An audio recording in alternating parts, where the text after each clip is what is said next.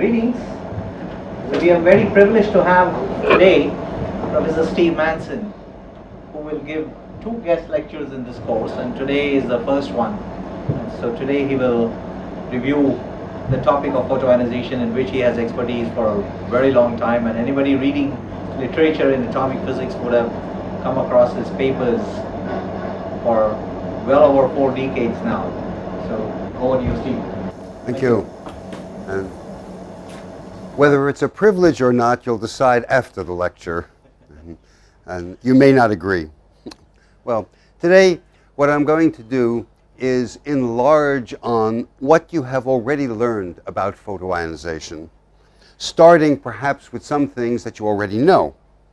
As a matter of fact, the first invited talk I ever gave, never mind how long ago it was, the gentleman who invited me gave me some very useful advice. What he told me was, your audience is always grateful for anything that you tell them that they already know. And that's extremely good advice because it connects with the audience. If you start off too high, you've lost them to begin with. Now, I am hoping that some of the things that I say in the beginning you've already had in this course and know something about. So let's start. This is very, from my point of view, it's very low tech. It is a piece of chalk and a blackboard and some notes scribbled to keep myself more or less in order. Okay. Photoionization. That is the interaction of ionizing radiation, light, ionizing electromagnetic radiation with matter. And we're going to talk specifically about photoionization in atoms, because that's what I know about. And to begin with, light and matter, the coupling goes something like this. The interaction Hamiltonian is a bunch of constants here, and then e to the I k nu dot r p dot epsilon. And what these things are, this is the wave number of the light. This is the momentum of the electron. That's the polarization of the light. This is hard. And so we simplify things.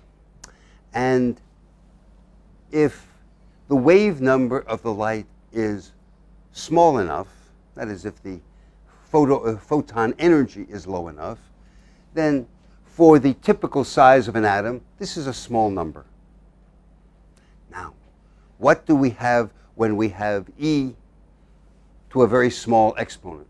You can make a Taylor series expansion, like e to the x is 1 plus x squared over 2, etc. And, okay, how far shall we go to truncate it? So you don't want to go to infinity. How about 1? That makes it a lot easier. This, for historical reasons, is known as the dipole approximation. Now, there are several important things about this interaction Hamiltonian, aside from this dipole approximation. Number one is that it interacts with a single electron. It doesn't interact with 2 electrons. It doesn't interact with 3 electrons. It's a single particle interaction. That is very important. Secondly, this is small. As a matter of fact, it's of the order of alpha, the fine structure constant. Now, the fine structure constant is what? It's roughly 1 over 137. Or, taken roughly, it's 1%, 0.01. And so, remember, when you get a probability or a cross-section, which is the absolute square of a matrix element, you get alpha squared in there. So, light really doesn't perturb the system very much. So it's an excellent probe of the properties of the target system. You see, one can use other probes, an electron or proton. There, in the coupling, instead of being of the order of alpha, they're of the order 1. So when you use those as a probe, you get kind of a concatenation of the properties of the target and the properties of the interaction. Here you can get rid of the properties of the interaction because they're really, really small. That's another very important thing about photoionization. Okay, then using angular momentum rules, you get selection rules in photoionizing transitions. In other words, if you are photoionizing an NL electron of an atom, or molecule, or anything actually, you have certain selection rules. Namely, that this can go to a final state. I write epsilon, meaning it's ionized. There's some energy in the continuum. Epsilon L plus 1 and epsilon L minus 1. In other words, you can have, that's the selection rules, L to L plus or minus 1. And the cross-section, or the probability, is made up of the sum of the absolute squares. So, in a general sense, the cross-section for photoionization is, again, a bunch of constants. We don't want to worry about the constants for now. And m L minus 1 absolute square plus m L plus 1 absolute square. And if you're doing a calculation, this is what you have to do. Oh, in many electron atoms, it gets messier, and if you put in relativity, it gets messier, but this is the fundamental idea. It's the sum of the absolute squares of the various matrix elements. We sometimes call them amplitudes. Now, at this level of approximation, I want you to understand the approximations that we've made. This is first-order perturbation theory.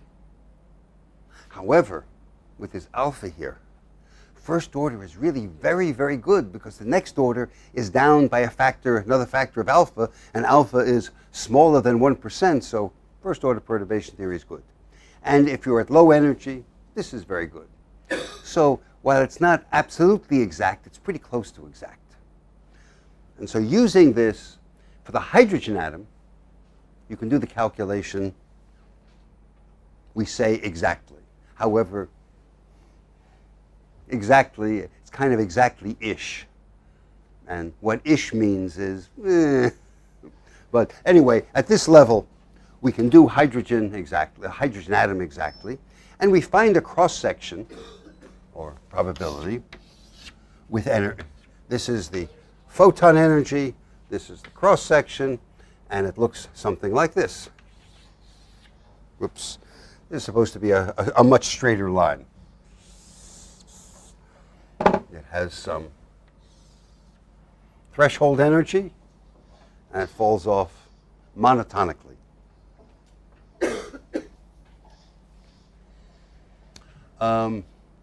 It was originally thought that for all atoms, things behave this way. Not true. If you do a hydrogenic model of an atom, that is, assume an effective Z, and do the calculation, well, this thing scales with Z, but everything looks like this. However, with real atoms, things are different. Experiment tells us that. You see,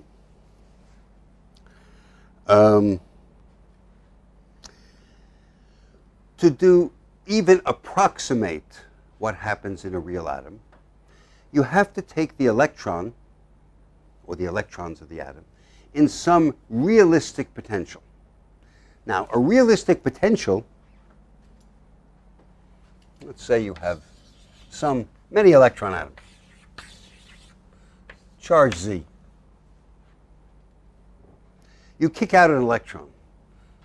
That electron, when it's out here, sees a singly ionized system. So it sees a Z of 1. When it's all the way in here, right next to the nucleus, it sees a Z of capital Z.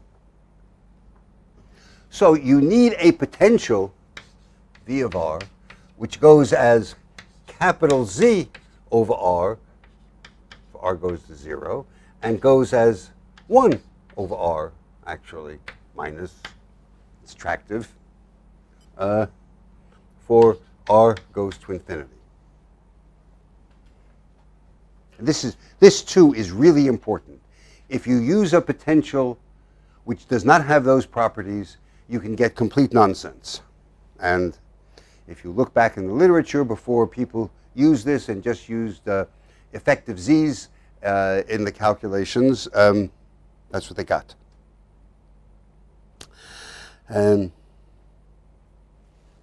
Okay, so in order to calculate this, you have to calculate an amplitude, a matrix element, as it were, of this thing. I'm not going to go into detail about how you do it, but look, the matrix element from some state I to some final state is just initial state, V interaction, final state. Now, as I mentioned, this is nearly exact. So, if you get an initial state wave function and a final state wave function that are close to exact, you get a very good answer. However, for real systems, for multi-electron systems, getting initial state wave functions and final state wave functions which are nearly exact is really, really difficult. So, one has to make some approximations. You see, the Schrodinger equation, I'm going to do essentially everything non-relativistically. We're going to talk about the Schrodinger equation rather than the Dirac equation. The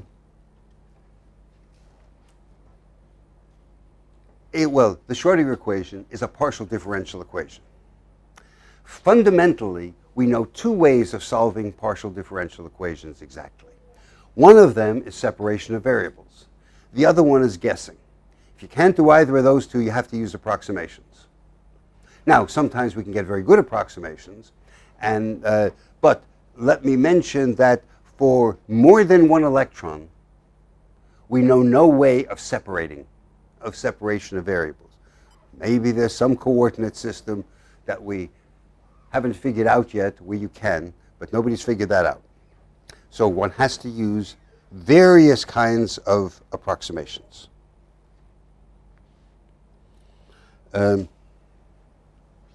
Anyway, we'll come to that.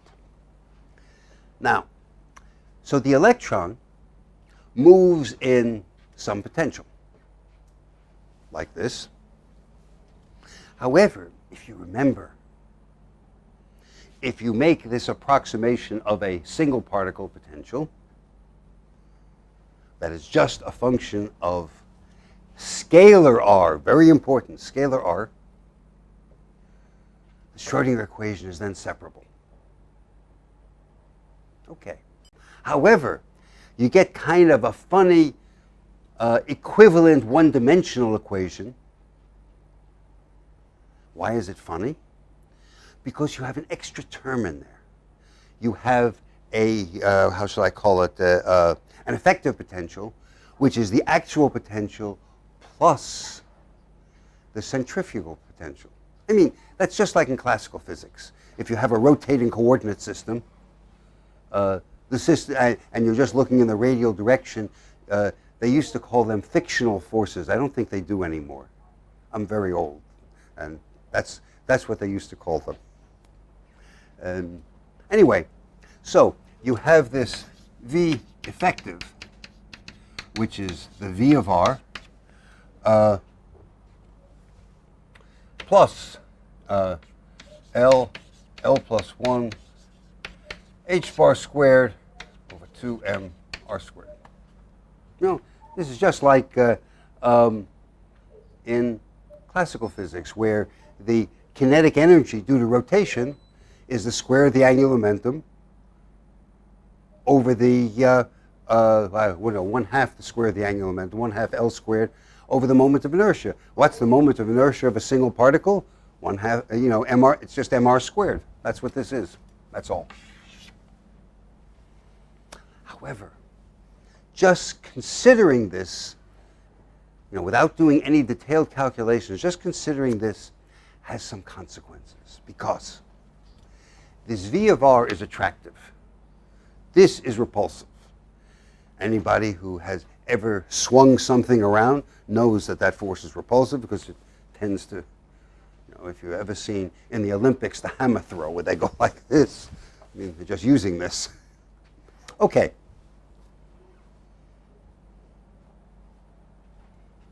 Clearly, at small distances, since V goes as 1 over R, and this goes as 1 over R squared, that dominates.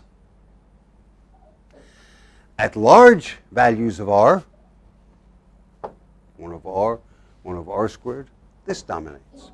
So, what do we know?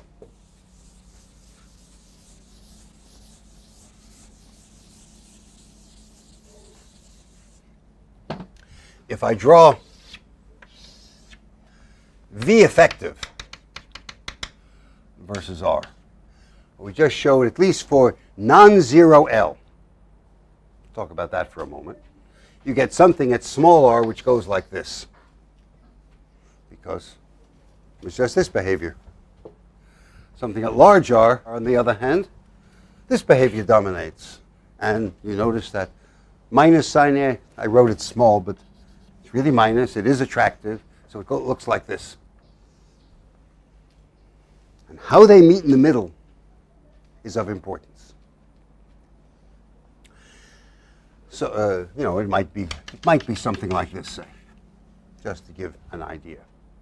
So, the electron moves in the field, an effective potential, something like this. As L gets larger and larger, this gets bigger and bigger. And so what this means is that at some given energy, say like this, the wave function, let's talk about the final state for the moment. The wave function of the final state, this is the classical turning point. Doesn't mean that there's no wave function inside it, of course. However, what it does mean is that in the classically forbidden region, the amplitude of the wave function is small. In other words, this angular momentum barrier pushes the wave function amplitude out. What is the consequence of that? Let us consider a particular transition, one that I happen to know about, and we're going to talk about argon 3p. Now, in argon 3p, the major transition is going to be to epsilon d. It turns out that in almost all cases, the major transition is L to L plus 1, as opposed to L to L minus 1. Both are allowed. You need to have both, but that's the major transition. Now, what happens on a graph something like this is the following. A 3p wave function looks maybe something like this.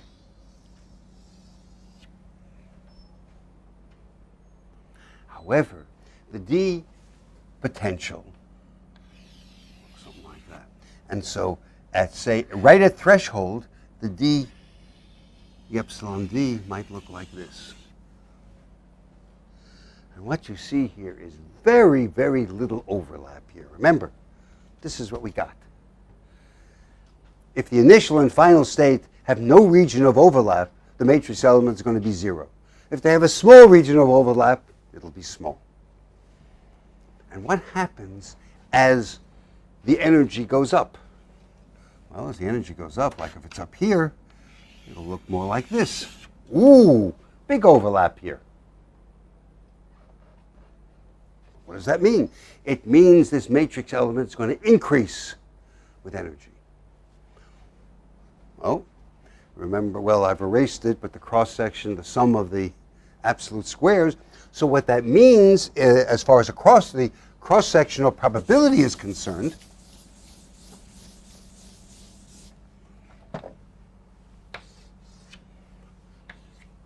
it's going to be smaller. This is as a function of E. And let's say this is the threshold energy. This is h nu. It's going to look something like this. And then eventually, as it moves in, energy gets higher, moves in further, it starts to oscillate in this region, and it kind of oscillates itself to death. So, rather than this kind of behavior, we get this. This thing is known as a delayed maximum. It was first discovered, about 45 years ago. I'm old enough to remember when it was discovered and explained. You can have much more dramatic cases. A really dramatic case is the 4F state of Mercury, because the main transition is 4F to G. And in that case, the cross-section looks something like this. This is then Hg, 4F. It actually drops off a little from threshold, but that's due to the F to D, the L to L minus 1. But you see the G, that's L equal 4. That's really large, and it pushes the wave all the way out, and it looks something like this. And this maximum, rather than being at threshold, is, I think it's about 140 eV above threshold. That's a lot.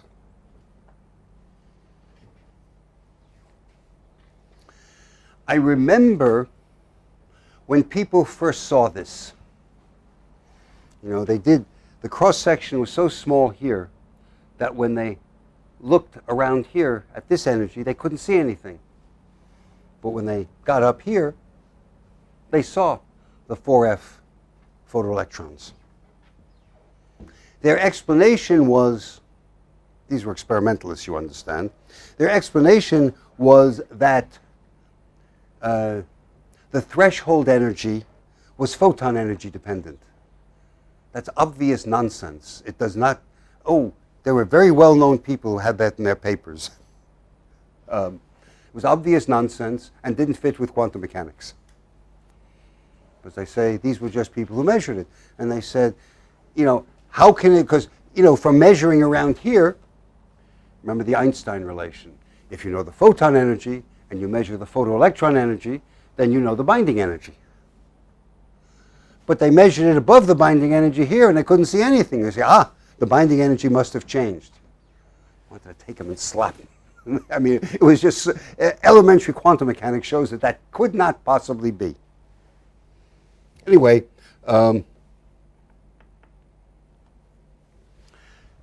so this business of a delayed maximum is ubiquitous. It's all over the periodic table. I mean, the only case you don't see it is for a wave that, like for a P to S transition, because S, L equals 0, you don't have this. And so what's interesting here is that with a very, very simple model, you can explain this phenomenology, some phenomenology.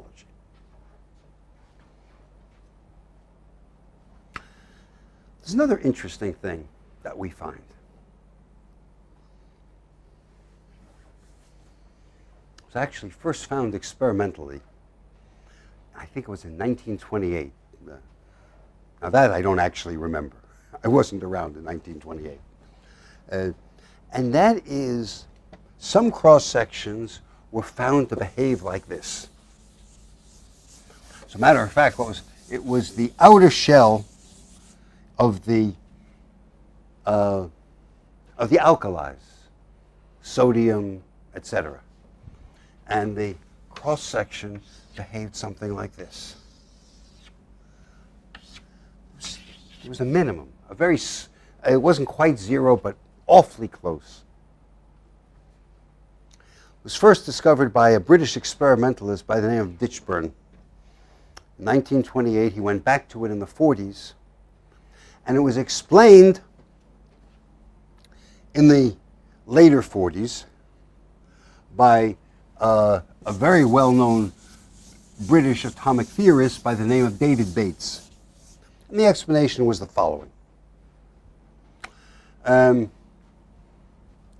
This was the outer shell of sodium, the sodium 3s, which looks something like this. Remember, 3s has 2 nodes and that kind of thing. At threshold for 0 energy, the continuum wave function, it's kept out a little bit because you have centrifugal repulsion, but it's only L equal 1, so it's not tremendous, but it looks something like this.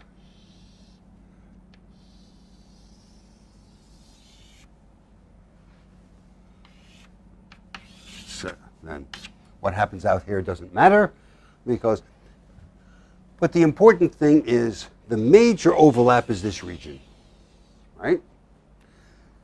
You have a positive initial state, a negative final state wave function in that region. The product is negative. If you go to higher and higher energy, this moves in, and eventually you get something like this, where the main overlap is positive. Aha! You go from negative to positive.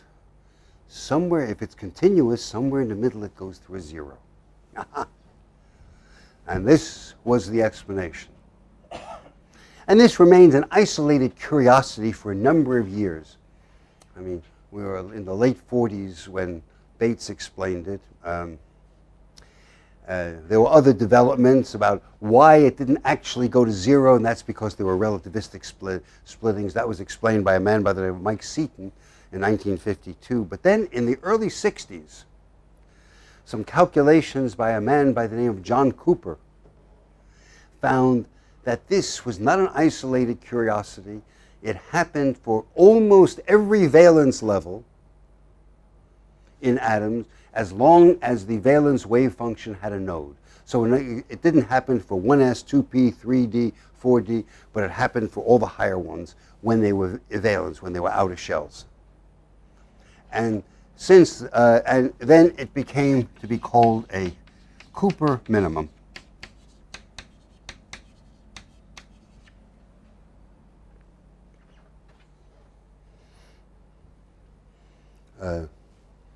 Sort of an interesting story, because John Cooper did not have a PhD in physics. He had a master's degree in music. He had an undergraduate degree in physics. He was hired as a programmer to work with a very well-known scientist at the National Bureau of Standards in the United States by the name of Ugo Fano. And when Fano found out he knew a little physics, he gave him real physics to do, and he was the one who found all these minima, and it got named after him.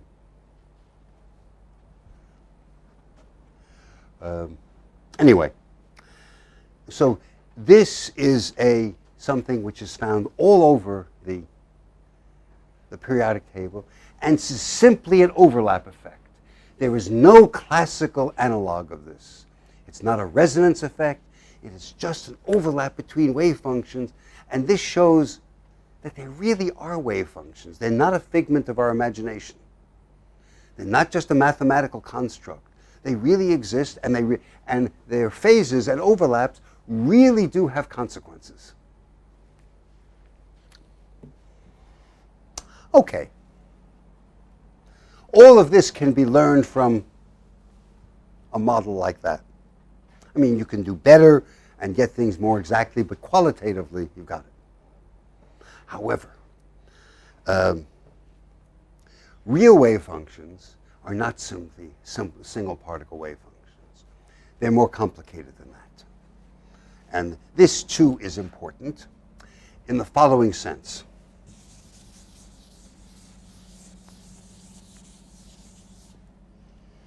that when you know that one of the postulates of quantum mechanics says that you can always expand a wave function in any complete set.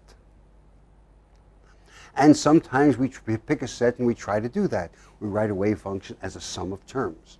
There's a name for this. This is called configuration interaction for historical reasons. But it merely is expanding a wave function in a complete set. Of course, complete sets are generally infinite, and we can never do an infinite set, so you do a finite one, you truncate it. And this can be done for the initial state, and it can also be done for the final state. For the final state, it's a little bit messy, because remember, in the final state, you are dealing with an unbound electron, a continuum electron,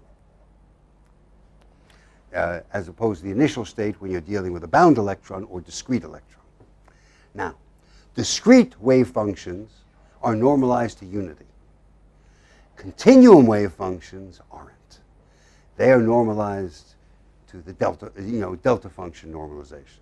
Delta function is infinite, and so mathematically it's a lot messier. The idea is exactly the same, but mathematically it's a lot messier, and we call that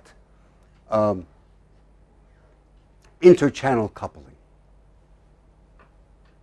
It's a nice fancy phrase, but it really is the same thing as we have in the discrete, but it's in the continuum.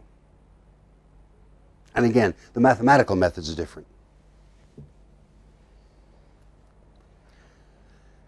The fact that you can write wave functions like that and need to is important, because remember, the interaction of a photon with an electron is just a single particle interaction.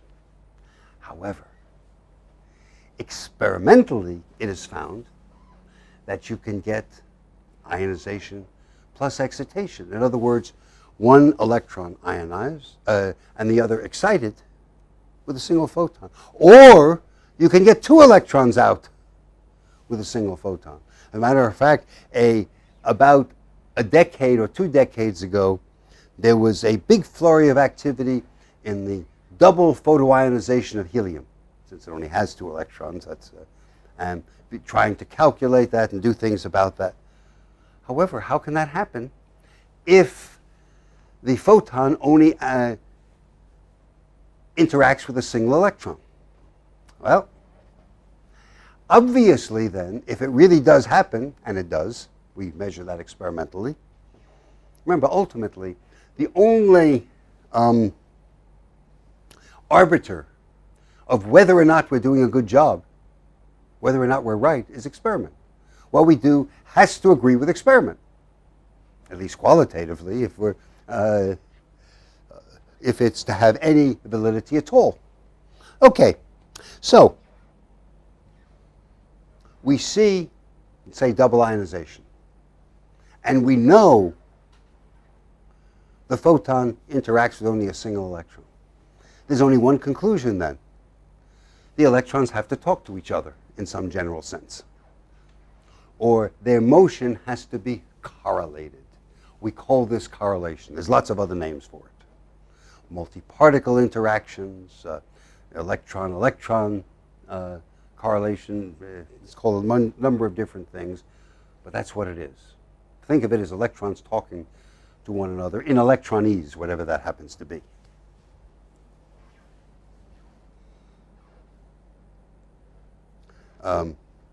So what we try to do is understand this electronese, understand the language of electrons. Again, one of the ways to put this into the calculation, not the only way, is by expanding in a complete set. Or, again, you can never expand in a complete set, so a truncated complete set. And that's the way you can get ionization plus excitation. Because then, let's say, here, I'll show you a simple case. How can you get ionization plus excitation in helium? Well, helium, as you know, ground state can be written 1s squared. However, it's not exactly that. If you just take two 1s type wave functions, however you pick them, and take the product, you can get reasonable results for many things, but not for everything. And if you try to expand that in a complete set, you might have something, a wave function, which is, that's the initial state, alpha 1s squared plus beta 2s squared plus gamma 2p squared, say. Where alpha, beta, and gamma are some coefficients. And you see, these are different configurations. And that's why this expansion is sometimes called configuration interaction. And typically, for the helium atom, this is close to 1, and these two are small. Now, let me show you why you need to do this if you're going to consider ionization plus excitation. Because ordinarily what you get is just from this, you get a final state 1s epsilon p. In other words, the photon comes in, hits a 1 electron. But you can also get 2s epsilon p and 2p epsilon s and 2p epsilon d. How do you do that? Well, from here to here, it's a 1 electron matrix element from 1s to 2p. From here to here, either of those, it's a 1 electron matrix element. So expansion of the wave function like this to be a more exact wave function gives you the possibility of multi-particle. Now, so these beta and gamma are small. Alpha is close to 1. But this beta and gamma somehow result from the electrons talking to each other. And exactly how you get these wave functions is a whole lecture in itself, and we're not going to do that today. So this, and also you can put the continuum in here so you can get double ionization. So electron correlation is part and parcel of multi-electron transitions. Without electrons talking to each other, without electron correlation, it is not possible. And so looking experimentally at multi-particle transitions with a single photon in is in effect measuring this correlation, or giving a measure of this correlation.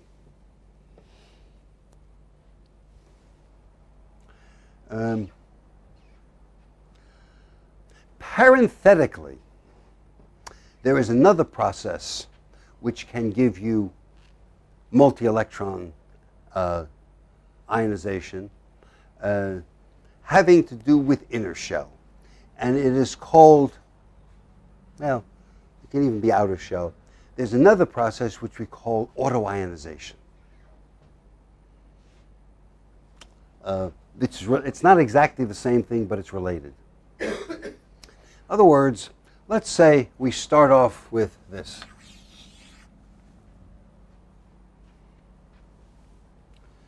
This can not only be, depending on the photon energy, knocked into the continuum, but could also be just excited. So instead of like this, you can go to a state, say, 2s, 2p. You can get there from here with the right energy. The 2s remains the same, and the 2p, 2s, the other 2s goes to 2p. It's a perfectly valid dipole transition. And this actually happens as was one of the first ones discovered. But what happens when you have this? You see, let me show you here. This is a photon energy scale, and here is the cross section. What you get is helium.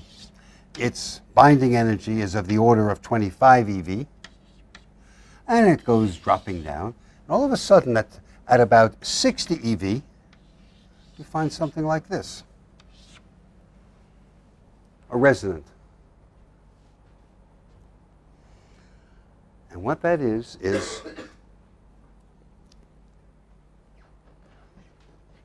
that discrete-like state which lies well above the ionization threshold. Well, this lies well above the threshold of 1s epsilon p. So what happens is, at the same energy, you get a transition between them. The 2s goes down to the 1s, and the 2p, it takes the energy of that and goes without any radiation and goes out. That's called autoionization.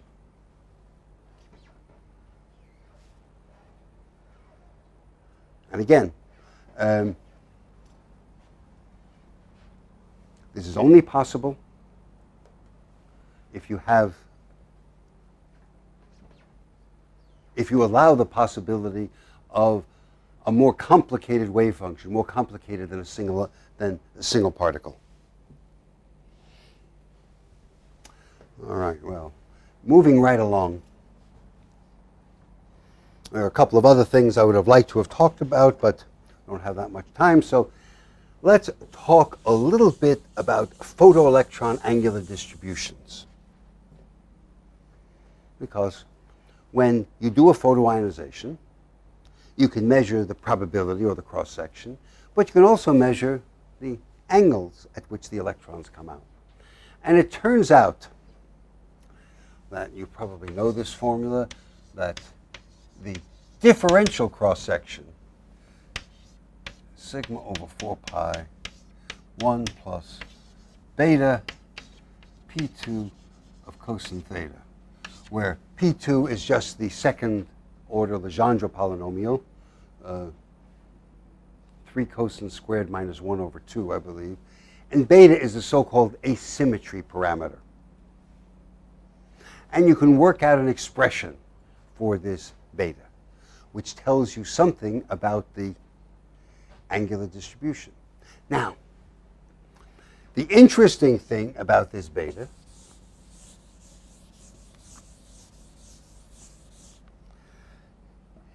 is that, remembering that you get L to L plus 1 and L to L minus 1 transitions,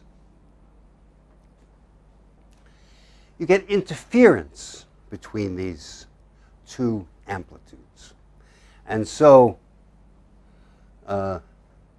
if I call the amplitude for this m plus and the amplitude for this m minus, you get an expression for beta that looks something like this.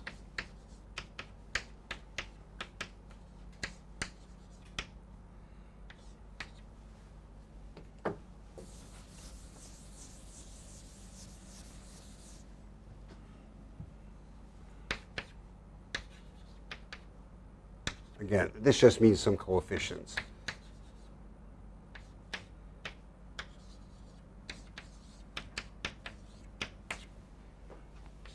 Over something. Never mind. Okay, this part we already know about. This is like the cross-section. But look at this. This is the magnitude of the matrix elements times the cosine of the difference in the phases of these matrix elements.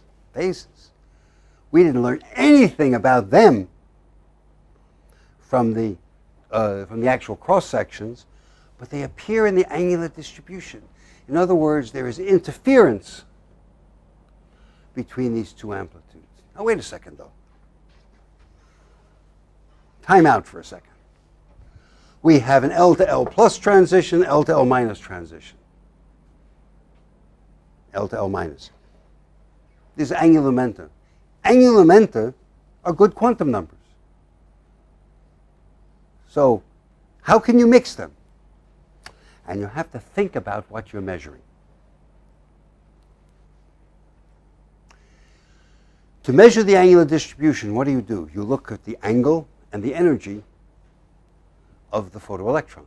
By the way, the angle, the way I've written it here, this is assuming linearly polarized electrons, photons, I mean, and this is the angle that it makes with the polarization vector. So the symmetry is not around the photon direction, but the photon polarization vector. And So so you measure the energy and the angle. Effectively, what that means, the angle is the direction. You're measuring the momentum. Okay. What are the eigenfunctions? Now, you'll recall from elementary quantum mechanics, the eigenfunction of a system, if you measure a particular quantity, at the moment you make the measurement, you force it into an eigenfunction of that quantity, a particular one. All right. That mean you change the wave function? Yeah. That's exactly what it means. What is the eigenfunction of momentum? You know that. It's a plane wave. Aha. What does a plane wave look like? Let's say one in the z direction because it's easiest. It's not a special case. I just take my coordinate system and put it so whatever direction the electron is moving, I call that the z direction. And what does that equal to? You may have seen this in scattering theory. It's I to the L, 2L plus 1,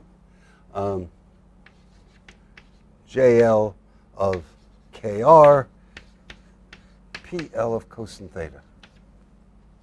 A very well-known expansion. If you haven't learned about this, you will. But in any case, notice what it's a sum of. So if you measure momentum, you no longer are in a fixed angular momentum state. Why? Momentum and angular momentum do not commute. I mean, quantum mechanics really, really does work. And so by measuring this, you are measuring a mixture. You are forcing the wave function into a mixture of different L states. And that is how this interference arises. But now, the study of beta is very useful from the following point of view. From the cross-section itself, you learn only about the magnitude of matrix elements or amplitudes. And fundamentally, the most fundamental information you can get about a process is the matrix element. And a matrix element has two attributes: its magnitude and its phase. The angular distribution allows you to get information about the phase. There are very few processes which give you information about the phase. This is one of them, and so this is a really interesting one to study. And a great deal of work has been gone into over the years studying angular distributions, and unfortunately my time is limited to a last minute, and so what happens is these betas, since the matrix elements are energy dependent and the phases are energy dependent, these betas are energy dependent. And they can, by measuring them, you learn, particularly if you measure them and the cross sections, you know something about the sum of these and about the phases. And so this can give you, ultimately, as a matter of fact, there are some experiments that are called complete experiments, where they measure all of the magnitudes of the matrix elements and all of the relative phases, because you only get phase shift differences here. So you get the relative phases. And this is known as a complete experiment. And I guess since my time is pretty much up, I will stop here. And, well, I feel it's been a privilege to talk to you. Whether you feel it's a privilege, I have no idea. Thank you.